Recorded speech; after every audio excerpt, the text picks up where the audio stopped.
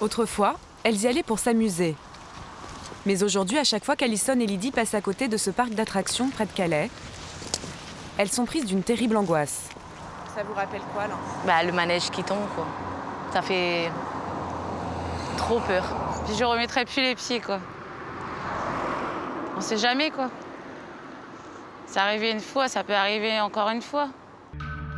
Il y a 4 ans, Lydie et Alison ont été victimes d'un grave accident de manège dans ce parc d'attractions. Par un beau dimanche ensoleillé, les deux sœurs, fans de sensations fortes, décident d'aller faire un tour de parachute. Un manège comme celui-ci, qui s'élève à plusieurs mètres au-dessus du sol et tourne à pleine vitesse dans les airs. Sauf que ce jour-là, Le manège, il a monté. Et après, il a lâché d'un coup. alors que les nacelles se trouvent à plus de 6 mètres de hauteur, l'une des chaînes principales du manège casse. La chute est violente.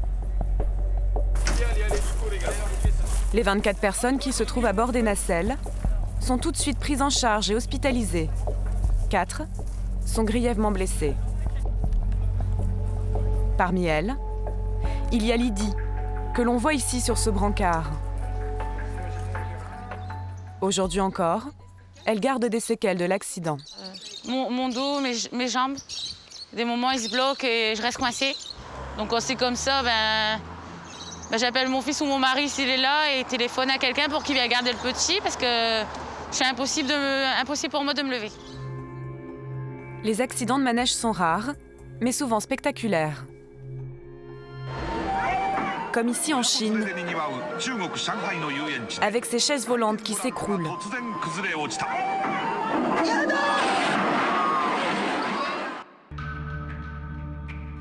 Il y aura plusieurs blessés graves.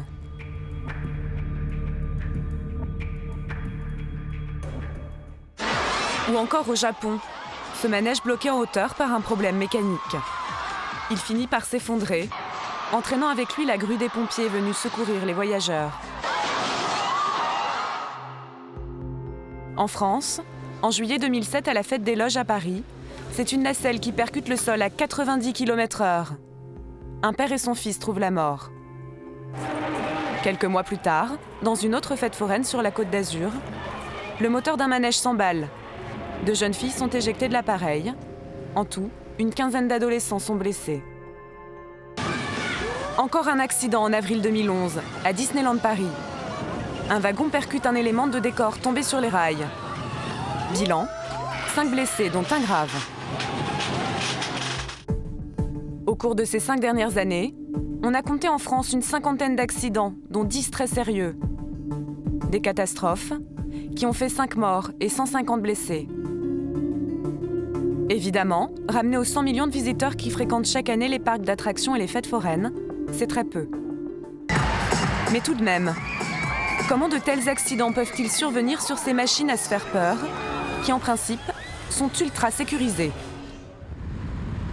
Nous avons demandé à plusieurs parcs d'attractions français de nous montrer comment ils contrôlaient la sécurité de leurs manèges.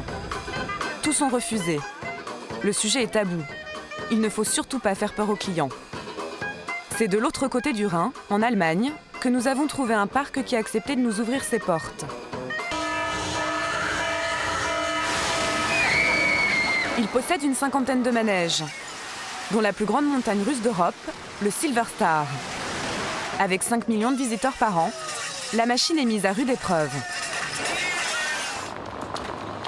Pour éviter tout problème, ce monstre d'acier est contrôlé tous les jours par des mécaniciens, comme Thierry. Ce matin, il a 2 heures pour vérifier que rien ne cloche. Première étape, inspecter une à une les 250 roues des trains.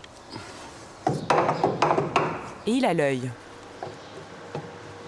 Vous voyez, il y a des fissures dans la roue, donc on va la changer. Comme ça, il n'arrive à rien la journée. Si un truc comme ça s'arrache, bonjour les dégâts. Hein. Et puis, comme dit, il y a quand même des vies là-dedans. Hein. À l'allure où ça descend. Sur un grand 8 comme celui-ci, la vitesse des trains atteint 130 km/h. Thierry vérifie ensuite que les barres de sécurité se verrouillent bien. Car sur ce train, il n'y a pas de harnais. On est maintenu uniquement par la taille. Les barres vont être contrôlées jusqu'à la petite lumière va s'allumer. Automatiquement, si la petite lumière s'allume, s'il y a une personne dedans, dès que la lumière est allumée, c'est bon. Aussi longtemps que la lumière n'est pas allumée, ils ne peuvent pas démarrer. Thierry doit maintenant vérifier que la chaîne de traction est bien huilée. Si elle casse, c'est la catastrophe assurée, car c'est elle qui entraîne les wagons dans leur course folle. Le mécanicien doit monter tout en haut du Grand 8, à 77 mètres de hauteur. C'est quoi? C'est des balais où l'huile passe, qui vont graisser la chaîne. Que la chaîne soit toujours huilée, qu'elle ne rouille pas. Parce que si elle n'est pas toujours huilée, c'est quoi le risque? Il y aura de la rouille, il y aura des corrosions et puis elle casse. Les grands parcs d'attractions mettent en général de gros moyens pour contrôler leur manège. Mais qu'en est-il dans les fêtes itinérantes et les petits parcs de loisirs? En 2007, ce rapport parlementaire sur les fêtes foraines tire la sonnette d'alarme. Il révèle qu'un tiers des accidents mettent en cause la structure même des machines et surtout le manque de maintenance des exploitants. Il dénonce aussi des contrôles de sécurité insuffisants. Dans le Pas-de-Calais, pour Lydie et Alison, cela ne fait aucun doute. L'accident qui a failli leur coûter la vie n'aurait jamais eu lieu si le manège avait été mieux contrôlé. Elles ont porté plainte contre les gérants du parc. Alors quand ils viennent à leur rencontre, elles refusent de leur serrer la main. Bonjour. Désolée. Ah, tu vas pas nous dire bonjour? Oh, non. Vous êtes le patron? Je suis un des responsables, oui. Ah, ok. Alison, tu parles pas, t'as pas ton avocat, tu parles pas. Pour moi, ils sont responsables parce que logiquement, quand on a un parc, on fait tout pour pas que Le manège tombe, quoi. Le tribunal a estimé que la responsabilité du parc était engagée. Le gérant et son père ont été condamnés à 10 000 € d'amende et 1 an de prison avec sursis pour blessures involontaires. Mais ils ont fait appel, car ils estiment avoir pris toutes les précautions nécessaires. Le manège, acheté d'occasion, avait 35 ans d'âge. Mais selon eux, il était régulièrement inspecté.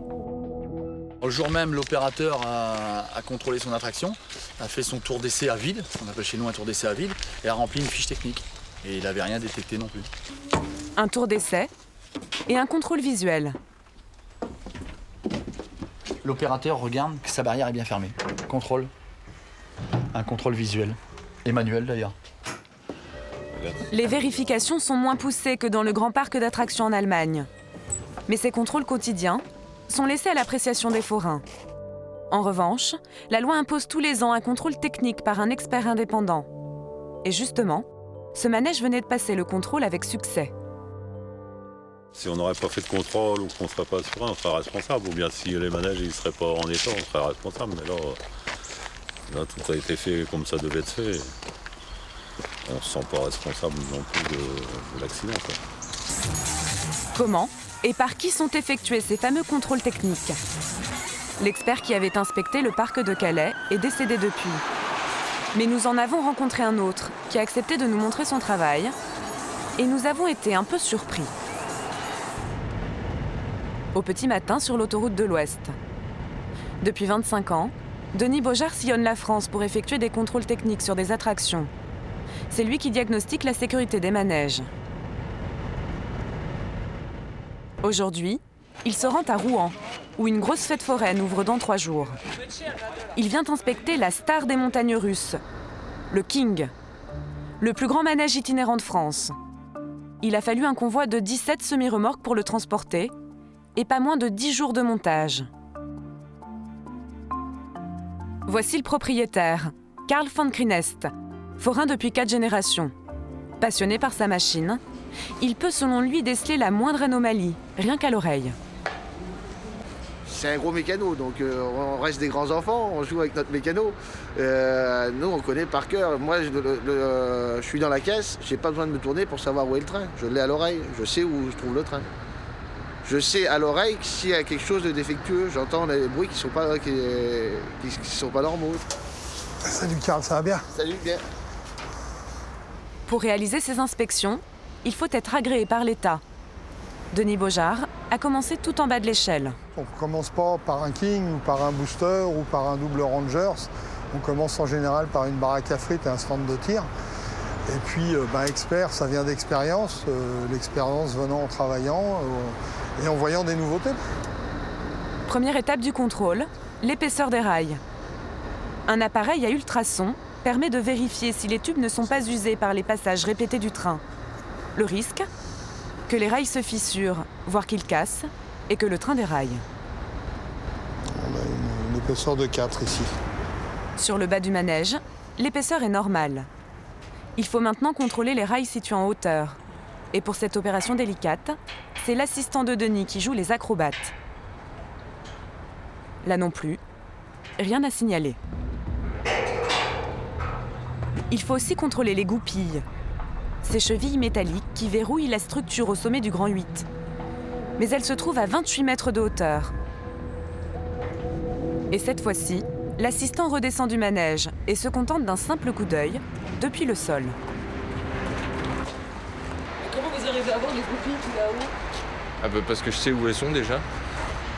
L'axe il a une forme, et il a une butée et la partie qui s'enfile. Et donc à l'opposé de la butée, on a une goupille. C'est par exemple tout là-haut, vous arrivez à voir d'ici qu'il y en a une. Un autre détail a de quoi surprendre dans ce contrôle technique.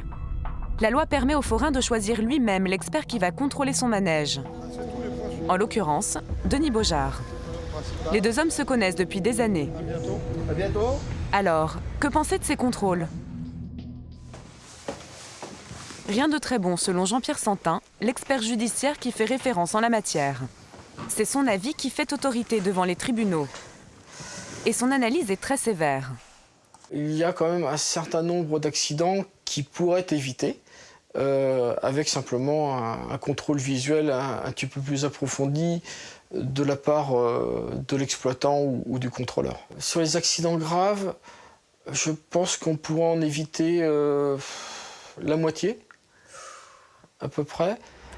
Pour renforcer la sécurité, certaines mairies, comme à Rouen, envoient des agents vérifier les installations avant l'ouverture de la fête foraine. Et là encore, tout est affaire d'appréciation.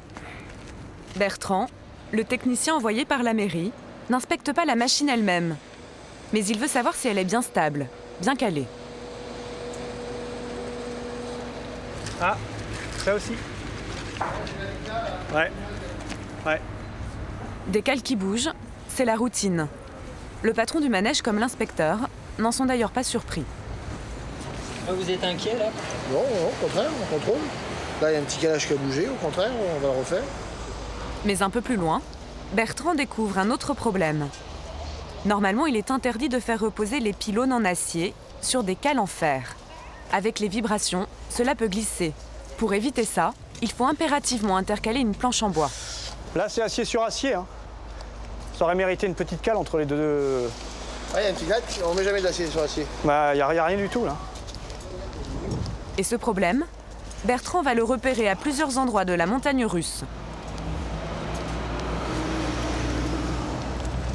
Là, j'ai rien non plus. Devant l'inspecteur, des employés du manège rajoutent des cales en bois. Mais ces piliers mal calés pouvaient-ils mettre en danger la vie des passagers ? La réponse du forain est plutôt embrouillée.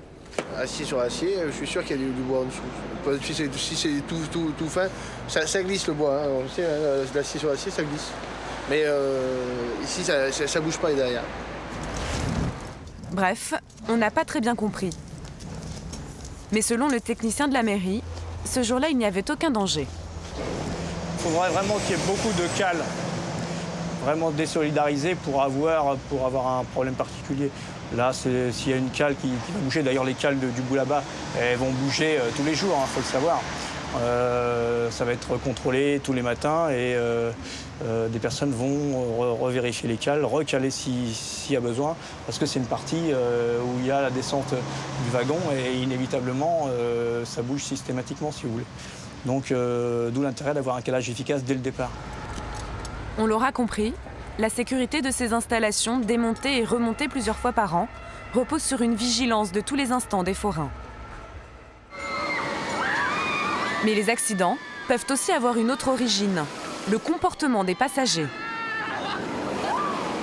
Emporté par la fête, le public n'hésite pas parfois à prendre des libertés avec les règles de sécurité.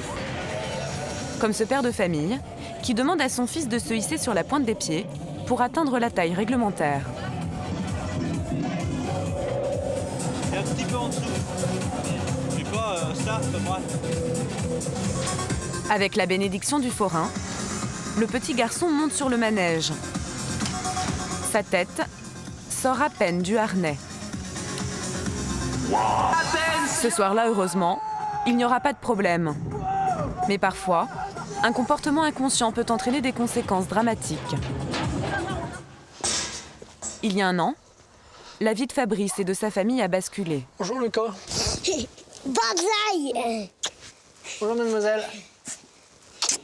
Sa femme Karine est morte accidentellement en août 2009, alors qu'elle faisait un tour de montagne russe. Le jour du drame, Karine a peur de monter sur le manège. Elle se force pour faire plaisir à ses enfants. Le train démarre. Les 30 premières secondes se passent bien. Mais après le premier virage, Karine est prise de panique. Et malgré l'arceau de sécurité, elle parvient à se lever de son siège. Une fois debout, elle est déséquilibrée et tombe dans le vide. Au moment qu'on descendait, on a amorcé la descente, c'est là qu'elle est partie tout droit. Elle a volé, carrément. Je l'ai maintenue par son t-shirt, peut-être 3-4 secondes. Je l'ai vue, elle était carrément à l'envers, elle ne pouvait pas, avec ses mains, elle ne pouvait rien agripper, elle carrément la tête en bas. Et après, elle m'a lâché. Je l'ai lâché. Selon le rapport d'expertise, le manège n'est pas en cause, car il était en parfait état de fonctionnement. C'est le comportement de Karine qui aurait provoqué sa chute. Une conclusion dure à accepter pour sa mère. Elle ne comprend toujours pas comment sa fille a pu réussir à se mettre debout. Toujours mettre une ceinture ou quelque chose en plus. Faire quelque chose en plus, quoi. Ou il n'y a eu plus de contrôle ou... C'est pas normal d'aller pour s'amuser puis revenir morte, c'est pas vrai.